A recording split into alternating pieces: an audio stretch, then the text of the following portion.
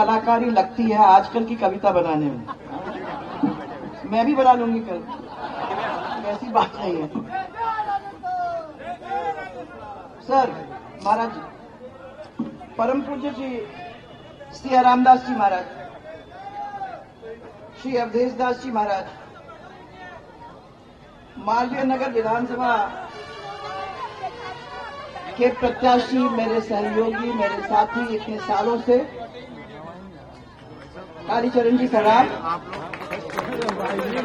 और कालीचरण जी, आप कितने लकी हो समझो कि आपको ऐसे क्षेत्र से बांधने का ऐसा अच्छा मौका मिला।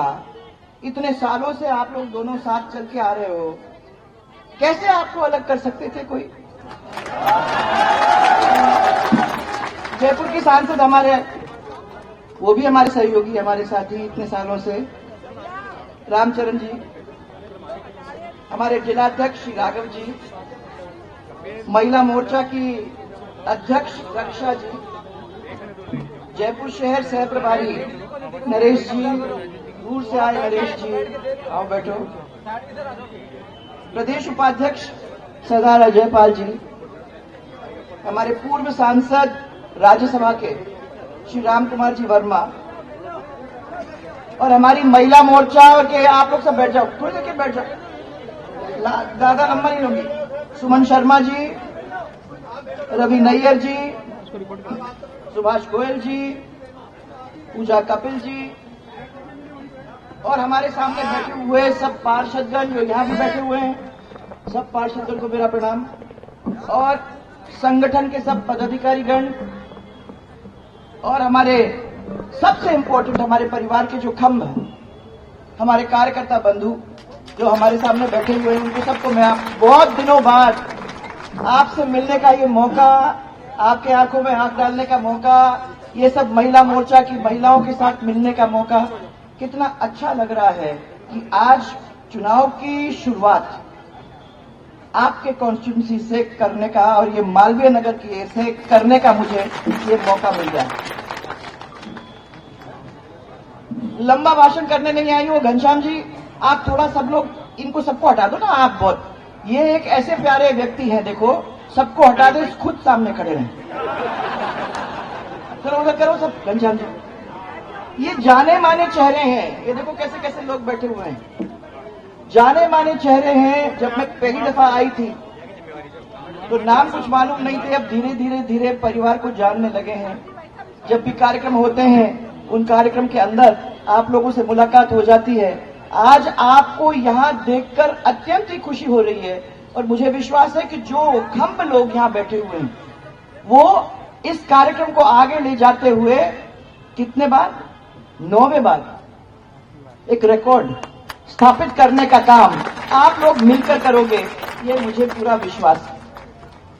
चुनाव भाइयों आते हैं जाते हैं, इनके कितने चुनाव अब निकल गए हैं, आए और गए, परंतु जो संबंध तब शुरू किए थे, वो संबंध अब पारिवारिक संबंध हो गए।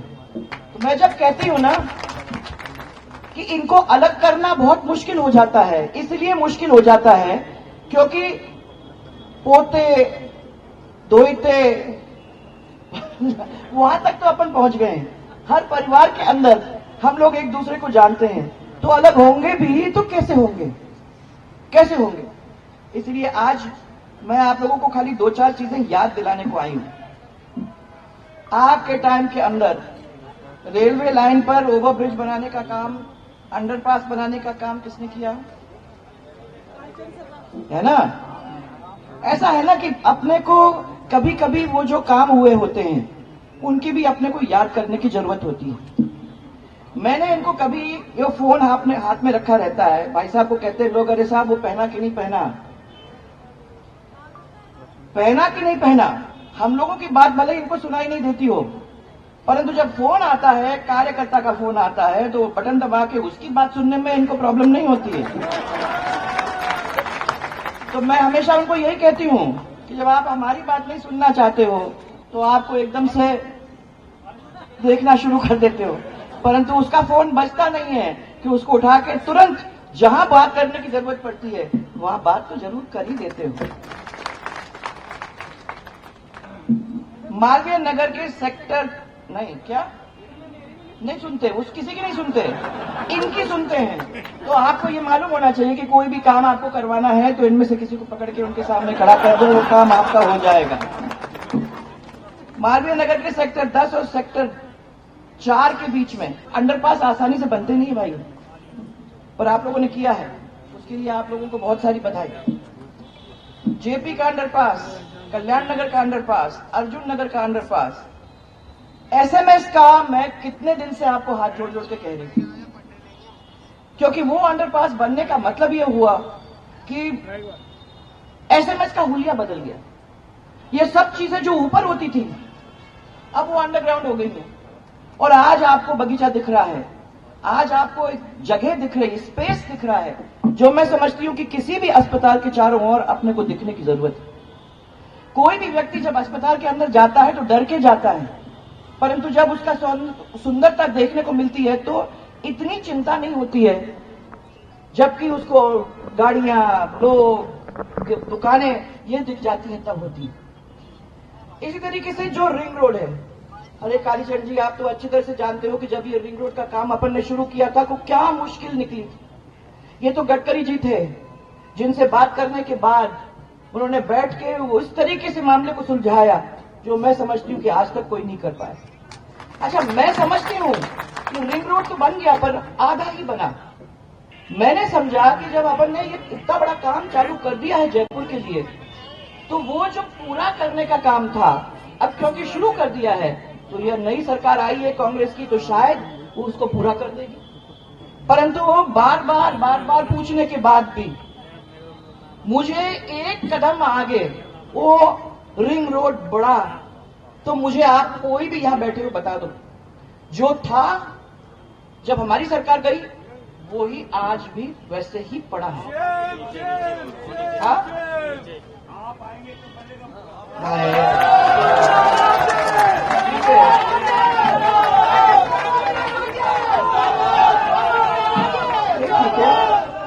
ठीक है, दोनों चुनाव लड़ रहे हैं। ये तो अपन बैठ के इसको एक दफा और गडकरी जी से बात करके इसको पूरा करने का काम होगा जब अपनी सरकार आएगी। ये बात सही कह रहे हैं। दुर्गापुरा का फ्लाईओवर धक्के दे दे के अपन लोगों ने उसको कंप्लीट किया। बीसलपुर का पानी शुरू किया तो अपने समय में, और मैं अभी भी कह रही हूं कि ईआरसीपी के अंदर जब काम अपन अच्छी तरह से चालू करेंगे तो जो पानी का इंतजाम यहां होने वाला है, ऐसी कोई कॉलोनी नहीं रहेगी जिस कॉलोनी के अंदर अपन ये पानी नहीं पहुंचा पाएंगे। इसका मुझे पूरा विश्वास है। आपको तो मिलेगा ही मिलेगा, आपको तो मिलेगा ही मिलेगा, परंतु दूसरी कॉलोनी जो है वहां तक भी पानी पहुंचेगा, क्योंकि बीसलपुर का अथाह पानी, उस पानी के अंदर जब चंबल का पानी आएगा तो आपको कभी भी चिंता करने की जरूरत नहीं होगी कि हमारे पानी के और मीठा पानी की हमको कमी हो जाएगी। अब द्रव्यवती नदी के बारे में कुछ तो बताओ भाई, क्या बुरा हाल हो गया, वापस नाला बन गई। मैंने ये सोचा था कि इसको खाली शुरुआत करने की जरूरत है तो सरकारों को समझ में आ जाएगी कि इस द्रव्यवती नदी को अपन आगे बढ़ाते हैं तो उसके चारों ओर जो मकान बने हैं, जो जमीन है, उन सबकी क्या हालात हो जाएंगे जब वो सफाई करने का काम हो जाएगा, जिसके लिए टाटा के साथ हम लोगों ने साझा किया था। जब बगीचे बन जाएंगे जिसमें सिंगापुर वालों को अपन लोगों ने यहां बुलाया था, तो मैं समझती हूं कि एक जयपुर के अंदर एक सुंदर जगह बन जाएगी जहां सब लोग, आप लोग एंजॉय करेंगे। परंतु नहीं हुआ, जो काम हुआ था वो भी खत्म हो गया और आज फिर से गंदे नाले का रूप लेके वहां पड़ा हुआ है। तो मुझे विश्वास है कि सरकार अपनी आएगी तो इसको अपन बदलने का काम जरूर कोई ना कोई करेगा। यहाँ मुझे याद है ये जो आपकी टावर है, वर्ल्ड ट्रेड पार्क, नहीं गौरव नहीं, ये वर्ल्ड ट्रेड पार्क। वो जब वहाँ, अब आप लोग नाराज भी नहीं हो, पर अब दोनों काम ठीक ही हो गए। वहाँ पत्थर वत्थर गंद बंद सब पड़ा हुआ था। मुझे याद है कि मैंने बार बार उसको देखा, मैंने कहा एक तो इस गंद को हटा के कर दे और जैसा है उसको थोड़ा वॉकिंग ट्रैक वगैरह लगा के उसको ठीक ठाक कर दें तो क्या करेंगे लोग यहाँ। तो याद है मुझे, जब मैंने उसको करना शुरू कर दिया तो लोगों ने कहा नहीं नहीं आप ये नहीं काम कर सकते। मैंने कहा इतना गंदा दिखता है, कोई भी जयपुर के अंदर आता है तो ये रोड से ही जाता है, वो क्या सोचता होगा हमारे जयपुर सिटी के बारे में? क्योंकि जो भी हमारे एयरपोर्ट पे उतरता है सबसे पहले उसको ये सोचना चाहिए कि हाँ ये है जगह, और फिर वापस आने का अपने परिवार को बोलेगा, अपने दोस्तों को बोलेगा, अपने मिलने वालों को बोलेगा कि ये जयपुर सिटी है, उसमें अपने को जाना जरूरी है। तो उसको हटाने का काम किया, उसमें अपन ने बगीचा लगाया, बगीचा पूरा हुआ तो लोगों ने कहा हम इसको अनाउंस करें, हमने कहा मत करना, अब देखते क्या होता है। धीरे धीरे लोगों ने अपनी मुंडी निकाली, धीरे धीरे एक ने उसका राउंड लिया, फिर रात को 4 ने राउंड लिया, फिर 5 ने सुबह राउंड लिया, फिर देखा हाँ लगता है ऐसा है कि अपने लिए बना है, और आज एक ऐसा जगह बन गया है वो जो आप लोगों की सबकी इज्जत और गौरव बनाने काम भी करता है। और मैं समझती हूँ कि जो जयपुर के अंदर आता है जब वहां से पास होता है तो एक तरफ तो वो बिल्डिंग, दूसरी तरफ ये बगीचा, इसको देख के लोग खुश भी होते हैं। अब इस द्रव्यवती नदी को ठीक करने का काम अपन लोग हाथ में लेंगे और मुझे विश्वास है कि उससे भी बहुत कुछ बदलने का काम अपने को होगा। आज कालीचरण जी, मुझे इसकी भी खुशी है कि इतनी सारी आपकी महिला मोर्चा की लेडीज यहाँ उपस्थित हैं।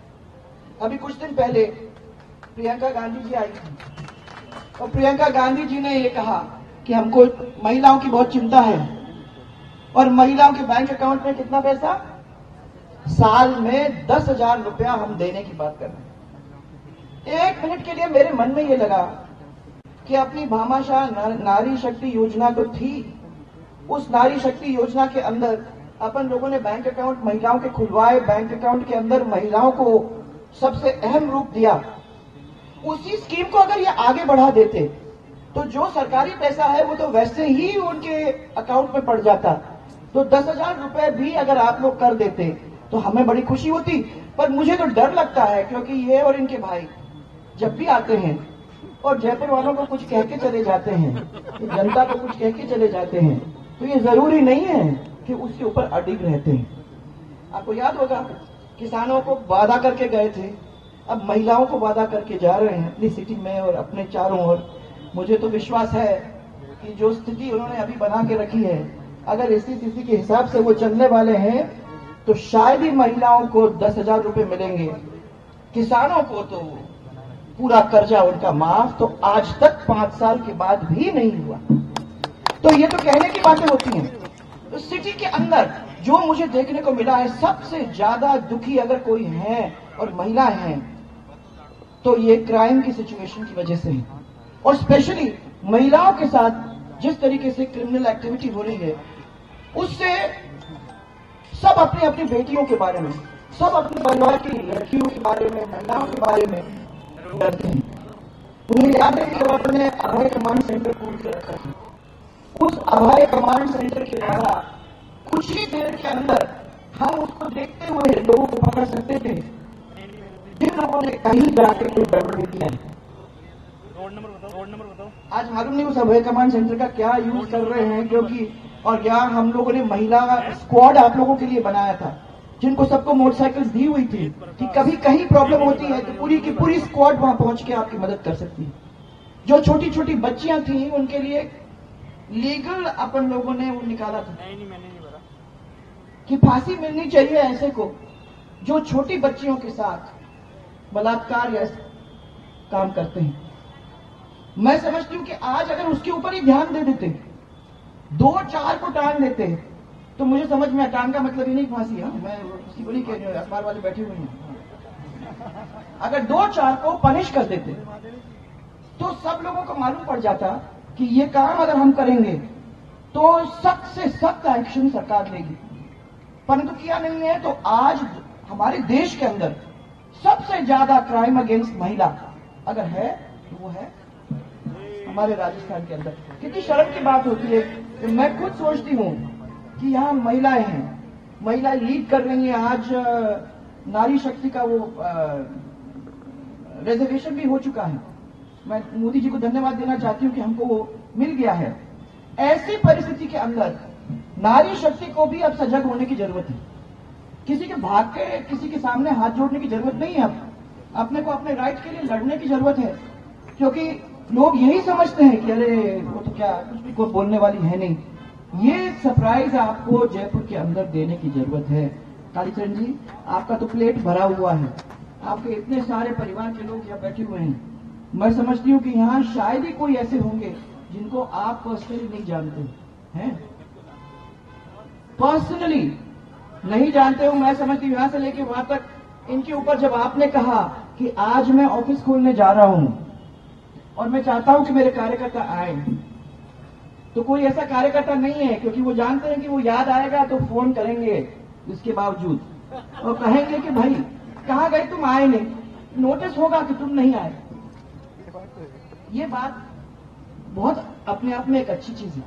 मैं आपको बधाई देना चाहूंगी, पहले ही देना चाहूंगी कि सबसे पहले तो आप आ गए, आप फिर से संभालो, प्यार से संभालो, छाती से लगा के। भाभी जी पूरा परिवार है, सब लोग इस परिवार को अपने गले से लगाएंगे, इनको आगे ले जाएंगे और फिर तो हम भी खड़े हैं आप लोगों के पीछे। जितनी थोड़ी बहुत सेवा हम लोग कर सकते हैं वो कहीं नहीं करेंगे।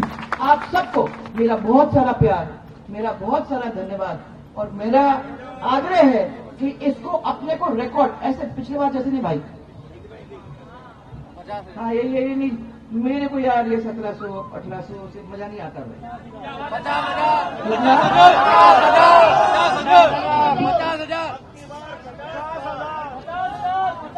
50,000 कविता वाले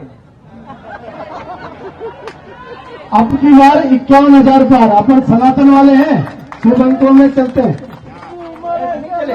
मैं इसीलिए आपको कह रही हूँ कि आज अपन कह के जा रहे हैं, आपने 50,000 यहाँ कहा है, 50,000 और 50,000 से ज्यादा ही मानने की बात है, इसलिए थोड़ा मेहनत करो। अरे हम तो जीपे ही बैठे हैं,